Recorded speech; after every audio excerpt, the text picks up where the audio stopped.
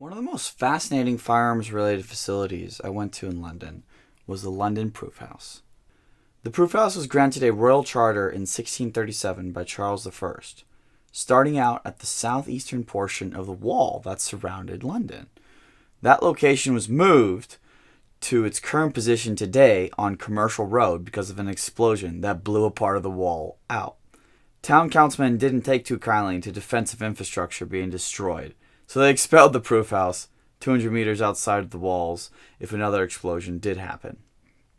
The company was established as a livery company, which means it was composed of craftsmen just like blacksmiths, shoemakers, and tailors of that era as well. Most of these livery occupations have lost business since that time period, which makes the Worshipful company of gunmakers one of the only such livery companies that has been in constant operation doing the exact same work as when it was established. It is classified as a private and charitable organization now because it does much of the military's proofing, which is almost quasi-government. The Proof House has one role, and that is to proof firearm, barrels, and firearms. The legislation on which this proofing is done is the Firearm Proof Act of 1868 and 1978. According to this legislation, every single firearm or barrel in the UK has to be proofed.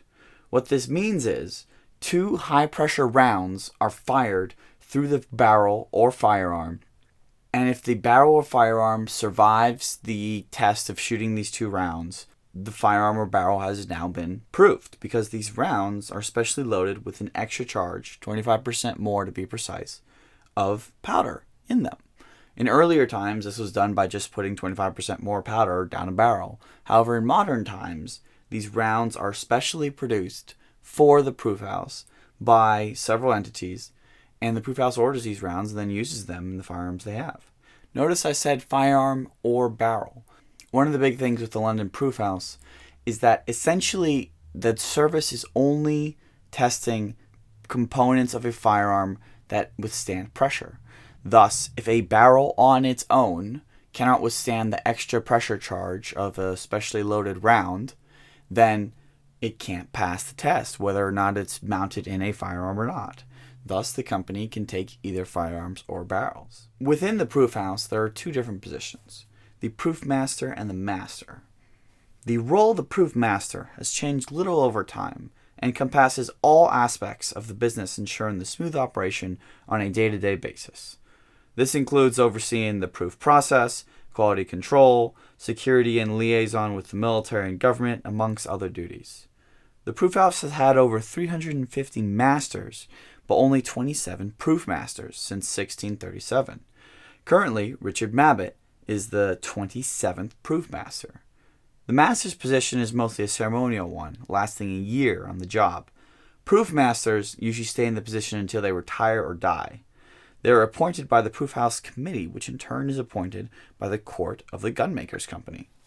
Today, the London Proof House tests everything from 22 long rifle rounds up to 30mm Apache cannons in use by the military. Once a firearm or barrel has withstood proof, it is then proof marked. This is either a hand stamping, mechanically engraved, or electronically cut into the pressure component that is proofed. If it's a barrel, this is usually on outside the chamber. If it's part of a firearm, this is somewhere along the barrel as well. You can kind of see where we're going with this. A lot of the more bespoke shotguns that come in, such as the shotguns from William Evans that we saw earlier on TFB TV, are proofed with the proof mark hand done. Hand stamping the proof mark is a practice that goes back to 1637 and beyond. It involves a simple hand stamp and a hammer that places the mark of the Proof House onto the barrel or firearm. An interesting fact about this is that if you're talented enough, you can actually take a stamp and move it 360 degrees inside the metal because you're stamping all around it in a circular pattern. However, today, a lot of the firearms that go through the Proof House are either mechanically engraved or electronically cut into the pressure component. This is done via machines that ensure the perfection and the consistency of the cut every single time. About 58% of the business is all military weapons. 31% is commercial. 3% belong to the bespoke gun makers, such as your Holland and Hollands, your William Evanses, your Purdy's.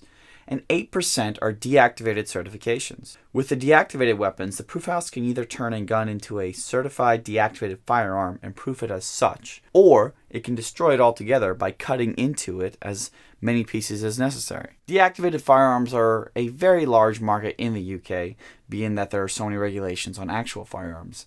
The actual process of proof is that the firearm or barrels come in through the front door. They are checked to make sure there is nothing in them. Then they are inspected and gauged to make sure that the chamber specifications in the barrel fit the specification that they're supposed to be at. Then, individually, every single firearm or barrel is hooked up inside a sort of jig within the proofing room.